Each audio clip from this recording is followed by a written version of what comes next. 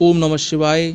आज घर के पूजा मंदिर के बारे में बात करने वाले हैं कि घर के पूजा मंदिर में सभी लोगों को, घर के सभी सदस्यों को किस प्रकार पूजन करना चाहिए, किस प्रकार के नियमों का पालन करना चाहिए पूजा करने के दौरान, जिससे कि शुभ फल की प्राप्ति हो सके।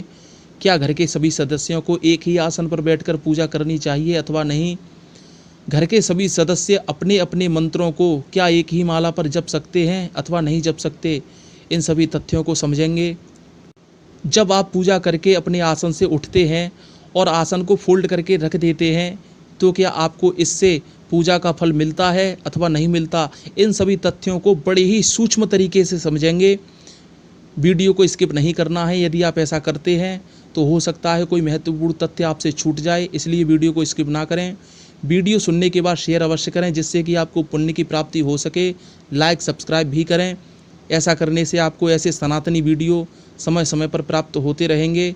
ओम कामाख्ये काम संपन्ने कामेश्वरी हरप्रिये काम नाम देहि में नित्यम कामेश्वरी नमस्तुते। घर में एक पूजा का स्थान अवश्य होना चाहिए, एक निश्चित दिशा अवश्य होनी चाहिए। वो पूजा का स्थान और दिशा कौन सी होती है, इस वीडियो का डिस्क्रिप्शन बॉक्स में मैंने लिंक दे दिया है, आप जाकर देख सकते हैं। यदि आप घर के पूजा मंदिर में विधि विधान के साथ पूरे नियमों का पालन करके पूजा करते हैं, तो घर में ईश्वरीय शक्तियाँ विराजमान होने लग जाती हैं। और जिस मंदिर में आप पूजा कर रहे हैं, उस मंदिर में, उस घर में सकारात्मक ऊर्जा का संचार होने लगता है। जब ये ऊर्जा पूरे घर में प्रवाहित होने लगती है, तो सभी सदस्यों पर भी प्रभाव डालती है, जिसके फलस्वरूप घर के सभी सदस्यों के मध्य आपसी तालमेल और प्रेम बना रहता है। घर में सुख संपन्नता का आगमन भी होता है, वंश वृद्धि होती है। इसलिए आपको घर के पूजा मंदिर में विशेष प्रकार से पूरे नियमों का पालन करके ही पूजा करनी चाहिए, जिससे कि आपको ईश्वर का आशीर्वाद प्राप्त हो सके। ओम सर्वमंगल मांगल्ये शिवे सर्वार्थ साधिके शरण्ये त्र्यंबके गौरी नारायणी नमस्तुते। चलिए अब चलते हैं कि किस प्रकार से आपको पूजा करनी है, सभी नियमों को समझते हैं, जिससे कि ईश्वर का आशीर्वाद आप सभी पर बना रहे। यदि घर का कोई भी व्यक्ति किसी भी कारणवश नहा नहीं सकता, तो हाथ पैर धोकर साफ सुथरे कपड़े पहनकर पूजा कर सकता है, बैठ सकता है। इसमें किसी भी प्रकार का दोष नहीं लगता। अपने आसन पर बैठ जाएं। एक बात और, जब भी आप पूजन करें, अपना अलग आसन, जपने की माला आपको अलग रखनी है। सभी घर के सदस्य एक ही आसन पर बैठकर पूजा बिल्कुल भी ना करें। ऐसा करने से भारी दोष की उत्पत्ति होती है, नकारात्मक ऊर्जा का संचार होता है। माला जप भी हर सदस्य अनुसार अलग होनी चाहिए।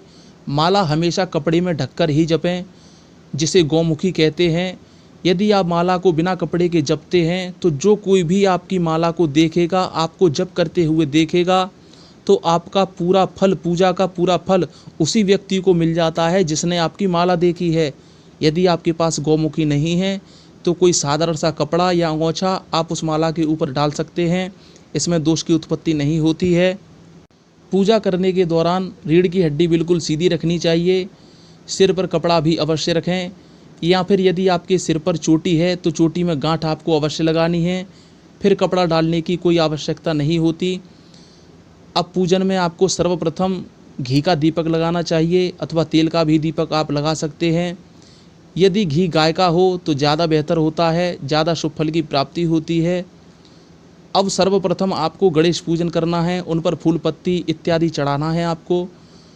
यदि आपने गुरु जी बना रखे हैं, तो सर्वप्रथम गणेश जी से पहले आपको गुरु का पूजन करना है, उसके बाद गणेश जी का पूजन करना है। सबसे पहले आपको गुरु मंत्र की माला जपनी है। अब आपको पूजा करने से पहले आपको एक प्रार्थना करनी है छोटी सी, कि हे ईश्वर, पूरे पूजा प्रकरण के दौरान मुझसे कोई त्रुटि हो जाए तो उसके लिए मैं पहले से ही क्षमा प्रार्थी हूँ, और मेरे पूजन को आप स्वीकार करें, अपना आशीर्वाद मुझे प्रदान करना। इसके बाद आपको पूजन आरंभ करना है।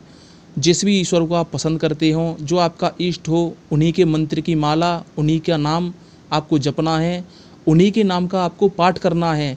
जब आपका पाठ, आपका जप, आपकी माला पूरी हो जाए, तो एक चम्मच में जल लेकर ज़मीन पर छोड़ दें और कहें कि ये पाठ अथवा ये माला का जप मैं फलाने फलाने ईश्वर अथवा देवी को समर्पित करता हूँ। अपनी कृपा दृष्टि सदैव मुझ पर या मेरे परिवार पर बनाए रखना, ऐसा आपको अवश्य कहना है। पूजा से उठने के बाद आपको जल के संपर्क में नहीं आना है। यदि आप ऐसा करते हैं तो पूजा की पूरी एनर्जी जो आपने पूजा करने से प्राप्त की है वो जल में समाहित हो जाती है। तो जल के संपर्क में आने से शीघ्र बचना चाहिए। पूजा करने के बाद आपको आरती करनी चाहिए पूजा प्रकरण के दौरान, और मंदिर में भोग प्रसाद भी आप अवश्य लगा सकते हैं। भोग में आप रेवड़ी या मिश्री ले सकते हैं, अथवा बाज़ार से मिष्ठान खरीद कर भी आप भोग लगा सकते हैं। अब आप अपने आसन से उठने वाले हैं। इस वक्त आपको एक विशेष ध्यान रखना है कि जब भी आप अपने आसन से उठें और आसन को फोल्ड करके जब भी आप रखते हैं, तो उससे पहले, घड़ी करने से पहले आपको आसन पर हाथ रख के उसके 3 बार आपको पैर छूने हैं, मस्तक से लगाना है। आसन उठाने के बाद भी ज़मीन पर एक बार आपको हाथ रख के छूना है, मस्तक से लगाना है। ऐसा करने से आपको पूजा का पूर्ण फल प्राप्त होता है। यदि आप ऐसा नहीं करते तो आपकी पूजा का पूरा फल देवराज इंद्र को प्राप्त हो जाता है। इसलिए आपको आसन से उठने के बाद आसन का पैर अवश्य छूना है, उसको प्रणाम अवश्य करना है। पूजा करने के दौरान आपको एक तांबे के पात्र में अथवा कोई भी पात्र में आपको जल भर के रखना है। जब आपकी पूजा संपन्न हो जाए तो उस जल को प्रसाद के तौर पर सभी लोगों को ग्रहण करना है। बचने के बाद उस जल को आप अपने घर में भी छिड़क सकते हैं। ऐसा करने से घर से सभी प्रकार की नकारात्मक ऊर्जा खत्म हो जाती है, समाप्त हो जाती है। किसी भी कारणवश यदि आप उस जल को नहीं पी सकते तो गमले में डाल सकते हैं, इधर उधर ना फेंकें उस जल को।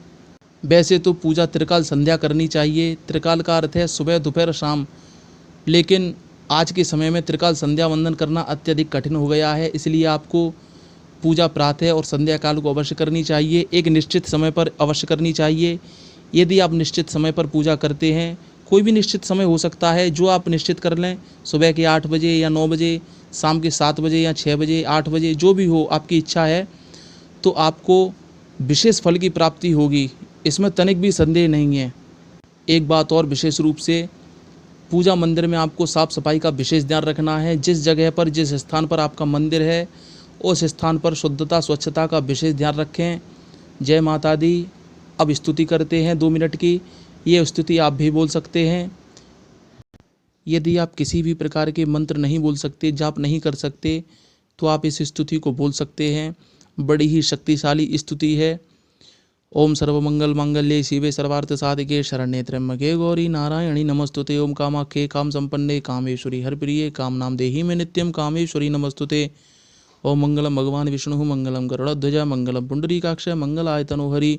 ओम शांताकारं भुजगशयनं पद्मनाभं सुरेशं विश्वाधारं गगनसदृशं मेघवर्णं शुभांगं लक्ष्मीकान्तं कमलनयनं योगवृद्ध्यानगम्यं वन्दे विष्णुं भवभैरं सर्वलोकैकनाथम्।